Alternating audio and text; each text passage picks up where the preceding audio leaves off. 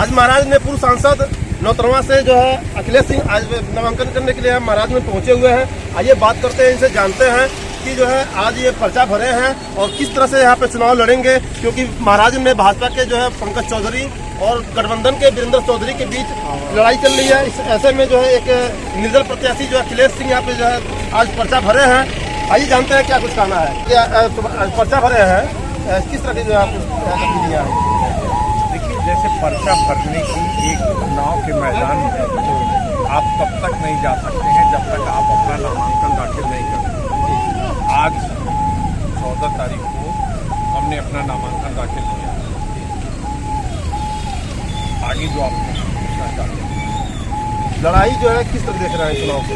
देखिए, अगर धर्म और जाति की राजनीति से ऊपर उठ करके महाराजगंज की जनता मतदान करेगी तो पूर्वांचल किसान यूनियन देश के संसदीय इतिहास में एक नए अध्याय की शुरुआत करेगी। और जाति और धर्म की राजनीति के आधार पर अगर वोट पड़ता है तो जैसे पहले जनता को निराश होना पड़ा है वैसे अब भी निराश होना पड़ेगा, क्योंकि कांग्रेस और भारतीय जनता पार्टी दोनों एक सिक्के के दो पहलू हैं।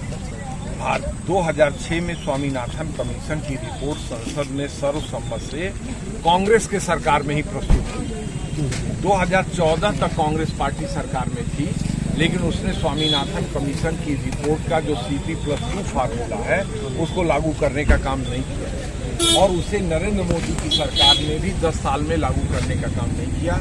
ये देश के किसानों के साथ धोखाधड़ी नहीं तो और किया। दूसरी चीज मैं कहना चाहता हूँ कि 13वीं लोकसभा में स्वर्गीय अटल बिहारी वाजपेयी जी की सरकार ने एक संकल्प पारित किया था कि देश की सभी नदियों को जोड़कर बाढ़ की विभीषिका से देश को बचाया जाएगा और संपूर्ण कृषि क्षेत्र को नहरें निकाल करके सिंचित किया जाएगा और गिरते हुए जल स्तर को ऊपर उठाया जाएगा। 10 साल तक कांग्रेस की सरकार थी, उसने भी उस संकल्प को ठंडे बस्ते में रखा और 10 साल तक मोदी जी की सरकार थी, उसने भी उस संकल्प को ठंडे बस्ते में रखने का काम किया है। तो ये गांव, किसान, नौजवान के साथ धोखाधड़ी है।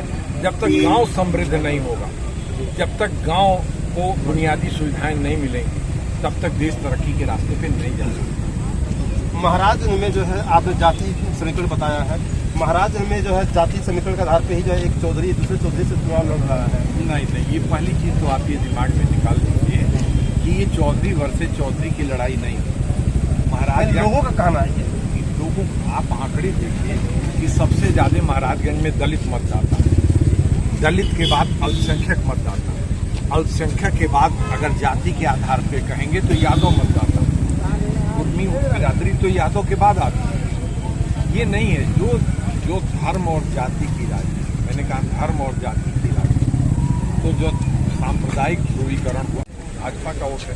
उदय ज्ञानेश्वर मठ त्रिपाठी जी हैं, आज तक कभी जो उन्होंने भारतीय जनता पार्टी को वोट नहीं दिया होगा। ये जो है लोग नहीं, वही मैं आपसे कहना चाहता हूँ कि जो ये भ्रांति फैलाई जा रही है कि सवर्णों का वोट, यही तो समाजवादी पार्टी की सबसे बड़ी भूल है। वो PDA की बात करती है तो पिछड़े में सर्वाधिक पिछड़ा भारतीय जनता पार्टी का समर्थक है, और जिस दलित की बात करती है वो दलित आज दुश्मन नंबर 1 समाजवादी पार्टी को मानता है।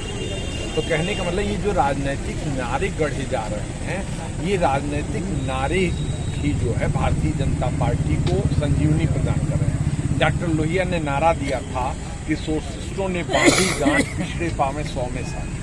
ये नारा कौन लगाता था? जनेश्वर मिश्र जी लगाते थे। ये नारा कौन लगाता था? राज नारायण जी लगाते थे। ये नारा कौन लगाता था? प्रभु नारायण सिंह लगाते थे। ये नारा जॉर्ज फर्नांडिस लगाते थे। ये नारा मधुलिमा लगाए थे, जो अगड़ी जातियों का प्रतिनिधित्व करते थे, जिससे समाज में कभी आक्रोश नहीं पनपता।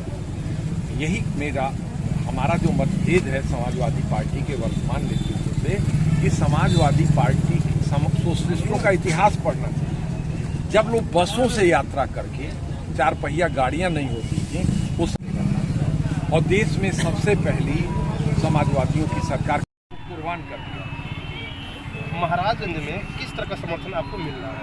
देखिए, जो अभी तो मैं गांव में गया ही नहीं, गांव में मैंने चौपाल नहीं लगाया, लेकिन 9 अगस्त को 2023 को हमने पूर्वांचल किसान यूनियन का गठन किया।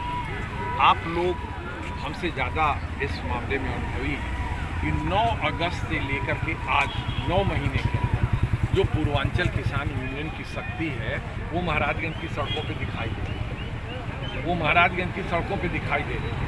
तो आप बताइए किसी राजनीतिक दल के पास क्या ये ताकत है? आज जो पैसा बोला, आपने देखा होगा सब नए नए ट्रैक्टर, आपने देखा होगा कि सारे ट्रैक्टर, उसमें पुराना ट्रैक्टर कोई नहीं था, जैसे शोरूम से निकल के आया हो ट्रैक्टर।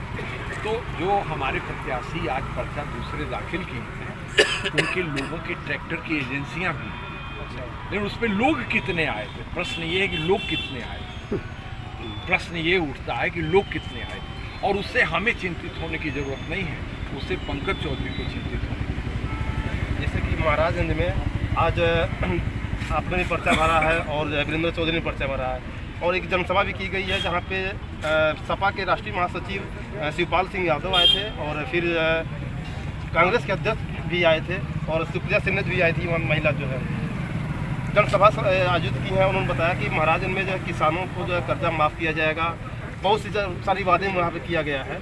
आप क्या देखते हैं इसके बारे में? क्या कोई पार्टी एक जिले का कर्जा माफ कर सकती है? कर्जा माफ होगा तो संपूर्ण देश के किसान होगा। यही तो मुझे कांग्रेस और समाजवादी पार्टी से नाराजगी है कि आज से 5 महीना पहले जब 5 राज्यों में चुनाव हुए तो भारतीय जनता पार्टी ने अपने संकल्प पत्र में वादा किया कि छत्तीसगढ़ और मध्य प्रदेश में वो 3100 रुपये क्विंटल धान का दाम देंगे, और मध्य प्रदेश में 2700 रुपये क्विंटल गेहूं का दाम देंगे, और खेतिहर मजदूरों को 10,000 रुपये वार्षिक की सहायता देंगे। भारतीय जनता पार्टी के विरुद्ध 4 महीनों में न तो समाजवादी पार्टी ने ये मुद्दा उठाया, न कांग्रेस पार्टी ने उठाया कि देश के 2 राज्यों में 3100 रुपये क्विंटल धान का दाम मिलेगा, और उत्तर प्रदेश, बिहार, पंजाब शेष भारत में 2175 रुपये धान का दाम मिलेगा। इससे बड़ी किसान के साथ धोखाधड़ी क्या हो सकती है? अगर हम 20 कुंटल 1 एकड़ में औसत धान पैदा करते हैं तो 18,000 साढ़े 18,000 रुपये 1 एकड़ में हमारा लूटा जा रहा है छत्तीसगढ़ और मध्य प्रदेश के मुकाबले। जबकि स्वामीनाथन कमीशन की जो रिपोर्ट का CP+2 फार्मूला है, उसे धान का न्यूनतम समर्थन मूल्य 3100 रुपये और गेहूं का न्यूनतम समर्थन मूल्य 3150 रुपये क्विंटल होना चाहिए। इस पर कांग्रेस पार्टी चुप है, इस पर गठबंधन चुप है कि हम CP+2 फार्मूले के आधार पर किसानों को उपज का मूल्य देंगे कि नहीं। केवल ये धान गेहूं का मसला नहीं, जैसे आप देखिए अभी 3 महीना पहले आपने 400 रुपये किलो पर लहसुन खरीदा,